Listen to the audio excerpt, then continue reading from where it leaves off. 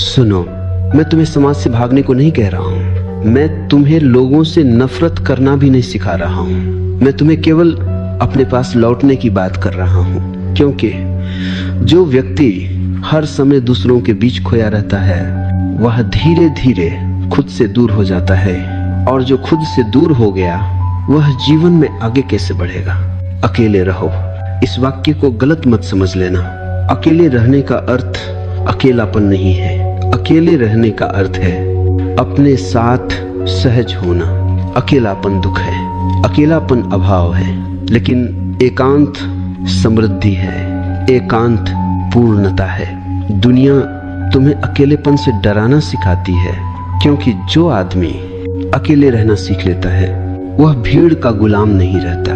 भीड़ चाहती है कि तुम हमेशा बोलते रहो, बताते रहो, समझाते रहो, साबित करते रहो, क्योंकि जो आदमी लगातार बोलता रहता है वह सोच नहीं पाता, और जो सोच नहीं पाता वह जाग नहीं पाता। इसलिए मैं कहता हूँ, कम बोलो। कम बोलने का अर्थ चुप रहना नहीं है। कम बोलने का अर्थ है जरूरत से ज्यादा मत बोलो। जब तुम ज्यादा बोलते हो तो शब्द तुम्हें चलाने लगते हैं, और जब तुम कम बोलते हो तो तुम शब्दों के मालिक रहते हो। ध्यान से देखो, जिस आदमी को हर बात पर कुछ कहना है वह भीतर से अशांत है। शांत आदमी अपनी उपस्थिति से बोलता है, अशांत आदमी अपने शब्दों से शोर करता है। अब एक गहरी बात सुनो, जीवन में आगे बढ़ने वाले लोग कम बोलते हैं, ज्यादा सुनते हैं, और सबसे ज्यादा देखते हैं। देखना सबसे ऊंची क्रिया है, क्योंकि देखने में अहंकार नहीं होता। जब तुम बोलते हो तो तुम केंद्र में आ जाते हो, जब तुम देखते हो तो सत्य केंद्र में आता है। अब एक दृष्टांत सुनो। एक युवक हमेशा बोलता रहता था, हर सभा में, हर चर्चा में, हर जगह वह अपनी राय देता था। एक दिन वह गुरु के पास गया और बोला, मैं आगे क्यों नहीं बढ़ पा रहा? गुरु ने कहा, क्योंकि तुम हमेशा बाहर बहते रहते हो। गुरु ने उसे 1 सप्ताह मौन में रहने को कहा। पहले दिन वह बेचैन रहा, दूसरे दिन उसने खुद को सुना, तीसरे दिन उसने अपने विचारों को देखा, 7वें दिन उसने कहा, मैं बदल गया हूँ। गुरु मुस्कुराया और बोला, नहीं, तुम मिले हो। अकेले रहो ताकि तुम अपने भीतर उतर सको।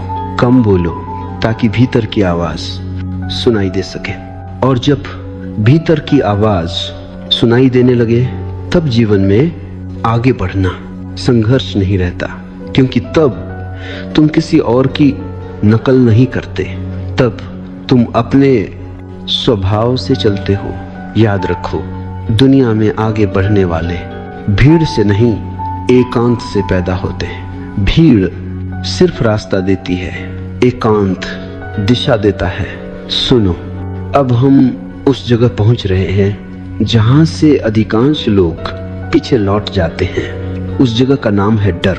तुम कहते हो, मुझे अकेले रहना अच्छा नहीं लगता, लेकिन सच यह नहीं है। सच यह है, तुम्हें अपने साथ रहना अच्छा नहीं लगता। अकेलेपन से कोई नहीं डरता। डर लगता है अपने ही भीतर उठती आवाजों से। जब तुम अकेले होते हो तो कोई नहीं रहता जिससे तुम भाग सको, न दोस्त, न मोबाइल, न बातचीत।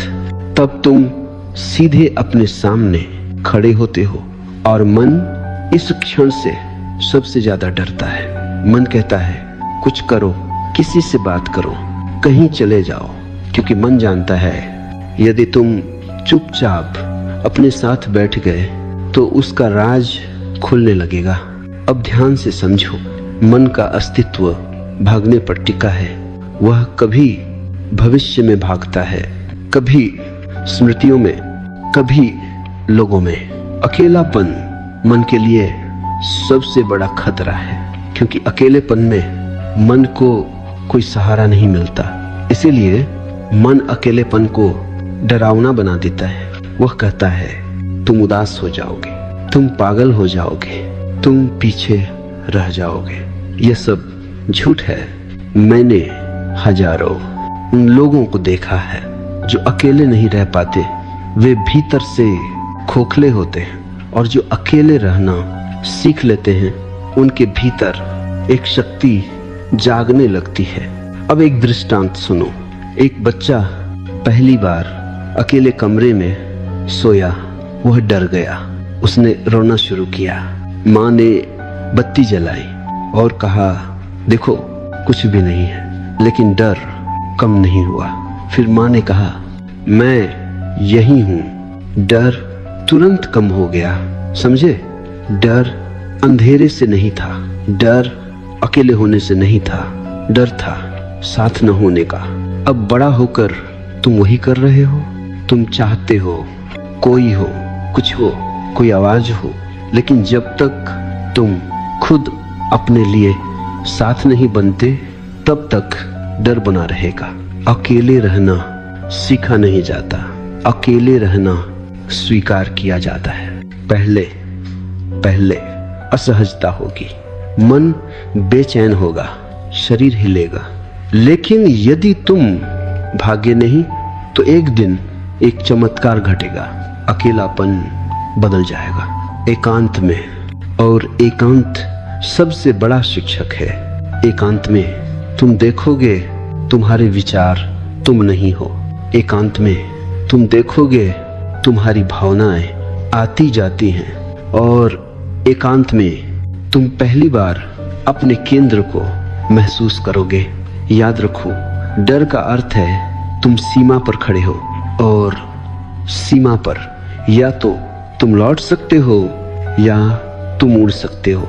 जो लौट जाते हैं वे भीड़ में खो जाते हैं, जो ठहर जाते हैं वे स्वयं बन जाते हैं। सुनो, अब हम शब्दों की भीड़ से बाहर निकलेंगे, क्योंकि जो व्यक्ति जीवन में आगे बढ़ता है वह शब्दों से नहीं मौन से चलता है। लोग सोचते हैं जो ज्यादा बोलता है वही ज्यादा जानता है। ये भ्रम है। अक्सर जो ज्यादा बोलता है वह ज्यादा असुरक्षित होता है। बोलना मन की बेचैनी का सबसे आसान रास्ता है। जब भीतर अशांति होती है तो शब्द बाहर बहने लगते हैं। शांत आदमी बोलने से पहले ठहरता है, अशांत आदमी बोलकर ठहरना चाहता है। अब समझो, लोग ज्यादा क्यों बोलते हैं? वे बोलते हैं क्योंकि वे सुने जाना चाहते हैं। वे बोलते हैं क्योंकि वे खुद को साबित करना चाहते हैं। वे बोलते हैं क्योंकि वे अकेले पड़ने से डरते हैं। लेकिन ध्यान रखना, जो खुद को जान लेता है उसे साबित करने की जरूरत नहीं रहती। अब एक गहरी बात सुनो, शब्द ऊर्जा खाते हैं। हर बार जब तुम बिना जरूरत बोलते हो तो तुम्हारी ऊर्जा बाहर बह जाती है। इसलिए दिन के अंत में बहुत लोग थके हुए नहीं, खाली होते हैं। वे कहते हैं मैंने कुछ किया नहीं, फिर भी थक गया। उन्होंने किया नहीं, उन्होंने बोला है। अब एक दृष्टांत सुनो। एक आदमी पूरा दिन शिकायत करता था। शाम को वह कहता मैं बहुत थक गया हूँ। गुरु ने कहा तुमने काम नहीं किया, तुमने शब्दों से खुद को निचोड़ लिया। अब समझो मौन क्या है। मौन बोलना बंद करना नहीं है। मौन अनावश्यक बोलना, छूट जाना है। मौन का अर्थ यह नहीं कि तुम कभी न बोलो। मौन का अर्थ है जब बोलो तो पूरा बोलो। कम शब्द, सटीक शब्द, सच से निकले शब्द। ऐसे शब्द शोर नहीं बनते, वे संकेत बनते हैं। यही कारण है कि बुद्ध, महावीर, लाओ त्से कम बोले। उनके शब्द कम थे लेकिन भारी थे। वे शब्द नहीं थे, वे अनुभव थे। अब समझो कम बोलने से क्या घटता है। पहली बात, तुम ज्यादा सुनने लगते हो, और सुनना सबसे बड़ी बुद्धिमत्ता है। जो सुन सकता है वह सीख सकता है। दूसरी बात, तुम अपने विचार स्पष्ट देख पाते हो। जब तुम बोलते नहीं तो मन खुलकर सामने आता है, और जो मन को देख लेता है वह मन से बंधा नहीं रहता। तीसरी बात, तुम्हारी उपस्थिति गहरी हो जाती है। लोग महसूस करते हैं यह आदमी कुछ अलग है, क्योंकि वह शब्दों से नहीं मौन से बोल रहा है। अब एक बहुत महत्वपूर्ण चेतावनी, कम बोलना, दमन नहीं होना चाहिए। यदि तुम गुस्सा दबा रहे हो और बाहर से चुप हो तो यह मौन नहीं है, यह जमा हुआ जहर है। मौन तब होता है जब भीतर कुछ दबा नहीं होता, जब भीतर सब देखा गया हो। इसलिए मैं कहता हूं, पहले देखो फिर बोलो। देखना मौन को जन्म देता है। सुनो, अब मैं तुम्हें उस स्रोत की ओर ले जा रहा हूं जहां से जीवन की सारी ऊर्जा आती है। उस स्रोत का नाम है एकांत। लोग समझते हैं कि ऊर्जा खाने से आती है, आराम से आती है, लोगों से मिलकर आती है। ये आधा सच है। असल ऊर्जा आती है अपने साथ होने से। जब तुम लगातार लोगों के बीच रहते हो, लगातार बोलते हो, लगातार प्रतिक्रिया करते हो, तो तुम्हारी ऊर्जा बाहर बहती रहती है। तुम ध्यान नहीं देते, लेकिन हर बातचीत थोड़ी थोड़ी ऊर्जा ले जाती है। इसीलिए बहुत लोग कहते हैं, मैं कुछ किए बिना थक गया हूं। उन्होंने काम नहीं किया, उन्होंने खुद को लुटाया है।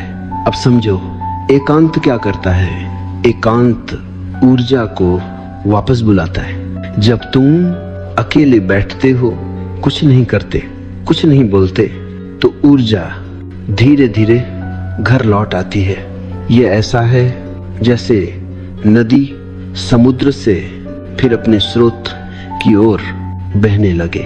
पहले पहले अजीब लगेगा, क्योंकि जब ऊर्जा वापस आती है तो पुराने घाव दिखने लगते हैं। मन कहेगा, ये अच्छा नहीं है, कुछ करो, ध्यान हटाओ। यही अधिकांश लोग भाग जाते हैं। लेकिन यदि तुम थोड़ी देर ठहर सको तो वही बेचैनी धीरे धीरे शक्ति बन जाती है। अब एक दृष्टांत सुनो। एक धनुष था, वह हमेशा तना रहता था। एक दिन धनुर्धर ने उसे ढीला कर दिया। धनुष बोला, अब मैं कमजोर हो जाऊंगा। कुछ समय बाद जब फिर खींचा गया तो तीर पहले से भी दूर गया। एकांत धनुष को ढीला करने जैसा है। जो आदमी कभी ढीला नहीं पड़ता, वह एक दिन टूट जाता है। अब समझो, एकांत और सृजन का संबंध। दुनिया की सारी महान रचनाएं एकांत में पैदा हुई हैं। कविता भीड़ में नहीं आती, संगीत शोर में नहीं उतरता, दृष्टि बहस में नहीं जन्म लेती, वे मौन में जन्म लेते हैं। क्यों? क्योंकि सृजन भीतर से आता है, और भीतर तब खुलता है जब बाहर कम हो जाता है। अब समझो, अकेले रहने से डर क्यों लगता है? क्योंकि एकांत तुम्हें तुम्हारे सामने खड़ा कर देता है, और अपने सामने खड़े होने का साहस बहुत कम लोगों में होता है। लेकिन वही साहस जीवन को आगे ले जाता है। याद रखो, भीड़ में सुरक्षा होती है, लेकिन दिशा नहीं। दिशा एकांत में मिलती है। जो आदमी अपनी दिशा नहीं जानता, वह कितना भी तेज चले कहीं नहीं पहुंचता। एकांत तुम्हें रुकने का साहस देता है, और जो रुक सकता है वही सही दिशा में चल सकता है। सुनो, अब मैं एक बहुत जरूरी भ्रम तोड़ने जा रहा हूं, क्योंकि तुम कहते हो मैं जीवन में आगे बढ़ना चाहता हूं। लेकिन रुक कर पूछो, आगे किस दिशा में? अधिकतर लोग आगे बढ़ने का अर्थ समझते हैं, और ज्यादा पाना, और ज्यादा बनना, और ज्यादा दिखना। मैं तुमसे कहता हूं, ये आगे बढ़ना नहीं है। यह केवल भीड़ में तेज चलना है। आगे बढ़ना तेज चलना नहीं है, आगे बढ़ना है, सही दिशा में चलना। और दिशा भीड़ से नहीं मिलती, दिशा एकांत से मिलती है। भीड़ तुम्हें गति देती है, एकांत तुम्हें दिशा देता है। अब समझो, लोग क्यों थक जाते हैं? वे दिन रात भागते रहते हैं, लेकिन भीतर कहीं नहीं पहुंचते। क्यों? क्योंकि वे दूसरों की मंजिल अपनी मंजिल समझ लेते हैं। दूसरों की परिभाषा में जीने वाला व्यक्ति कभी संतुष्ट नहीं होता। अब एक दृष्टांत सुनो। एक आदमी पहाड़ पर चढ़ रहा था। वह बहुत तेज था, सबको पीछे छोड़ रहा था। थोड़ी देर बाद उसे लगा मैं गलत पहाड़ पर हूँ। समझे, तेज होना व्यर्थ है यदि दिशा गलत हो। अब समझो असली प्रगति क्या है। असली प्रगति भीतर घटती है जब तुम कम प्रतिक्रियात्मक हो जाते हो, जब तुम कम भयभीत हो जाते हो, जब तुम कम दूसरों पर निर्भर हो जाते हो। ये उपलब्धियां किसी प्रमाण पत्र में नहीं मिलती, लेकिन यही तुम्हें अडिग बनाती है। दुनिया अडिग लोगों से डरती है क्योंकि उन्हें खरीदा नहीं जा सकता, डराया नहीं जा सकता, भीड़ में घसीटा नहीं जा सकता। अब समझो कम बोलना आगे बढ़ने में कैसे मदद करता है। जो व्यक्ति कम बोलता है वह कम उलझता है, वह हर बहस में अपनी ऊर्जा नहीं गंवाता, और जो ऊर्जा बहस में नहीं जाती वह सृजन में लगती है। अब समझो अकेले रहना आगे बढ़ने में कैसे सहायक है।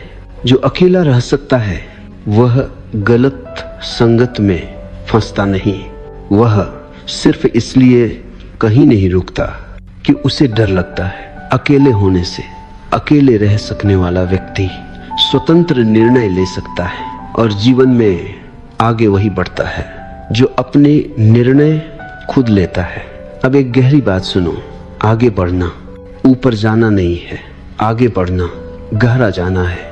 ऊपर जाने वाले जल्दी गिरते हैं, गहरे जाने वाले स्थिर रहते हैं। जब तुम अपने भीतर गहरे उतरते हो तो तुम्हारे कर्म अपने आप परिपक्व हो जाते हैं, तब सफलता तुम्हारे पीछे आती है। और जो व्यक्ति सफलता के पीछे भागता है वह अक्सर खुद को खो देता है। सुनो, अब मैं तुम्हें एक असुविधाजनक सत्य बताने जा रहा हूं। दुनिया तुम्हें आगे बढ़ते हुए नहीं देखना चाहती, वह चाहती है कि तुम उस जैसे रहो। भीड़ का एक ही नियम है, अलग मत दिखो।